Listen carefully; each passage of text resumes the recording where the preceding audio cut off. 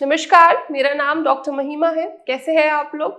आज हम बात करेंगे कि सोराइसिस में क्या एक प्रमुख ट्रिगर है जिससे खाने की वजह से या फिर उसको उपयोग करने की वजह से जो आपका सोराइसिस है वो बढ़ जाता है या फिर आपको सोराइसिस हो जाता है। तो अगर मैं आपको बोलना चाहूँ कि एक ऐसा कोई प्रमुख ट्रिगर नहीं होता है, कोई एक सर्टेन या फिर स्पेसिफिक एलिमेंट नहीं है जिसकी वजह से जो सोराइसिस किसी के बॉडी में आ जाता है। बहुत सारी चीज़ें मिलकर आपकी बीमारी को बनाती है। जैसे कि अगर कोई इंसान बहुत लंबे टाइम से नाइट शिफ्ट कर रहा है तो उनके जो सोते वक़्त जो हार्मोन हमारे कुछ हार्मोन सीक्रेट होते हैं वो सीक्रेट होना बंद हो जाते हैं और उसकी वजह से जो हार्मोनल इम्बैलेंस होता है उसकी वजह से भी सोराइसिस हो सकता है। तो आपका स्लीप पैटर्न भी आपकी बीमारी में मतलब आपकी ऑटोइम्यून बीमारी में ट्रिगर होने में उसमें मदद करता है। आपको चीज़ों को बैलेंस रखना है, चाहे वो आपकी नींद है, चाहे वो आपकी डाइट है या फिर आपका स्ट्रेस है।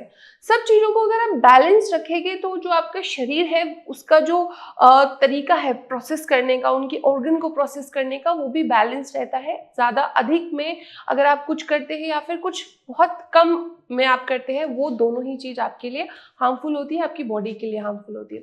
अब अगर सपोज कोई इंसान अपनी लाइफ स्टाइल में कुछ ऐसा गड़बड़ कर रहा है कि हमारा जो नॉर्मल फिनोमेना लाइफ का चलता है, बॉडी का होता है, उसके अगेंस्ट कर रहा है, तो उसमें क्या होता है कि हमारे जो हार्मोन्स है वो इम्बैलेंस हो जाते हैं और हमारे जब हार्मोन्स इम्बैलेंस हो जाते हैं तो हमारा शरीर एक ऐसी बीमारी बना देता है जिसको हम कहते हैं ऑटोइम्यून डिसऑर्डर, जिसमें सोराइसिस आता है।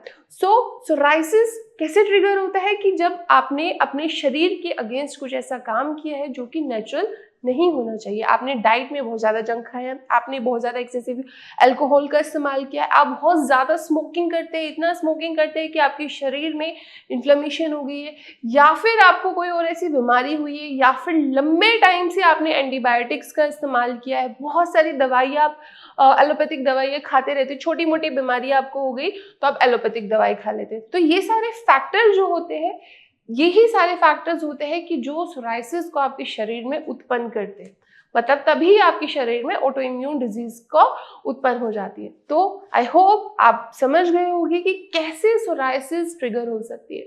सोराइसिस तभी ट्रिगर होगी जब आप जो नेचुरल फिनोमेना बॉडी का होना चाहिए वो नहीं करते हैं, अपनी हेल्थ को खराब करते हैं। धन्यवाद।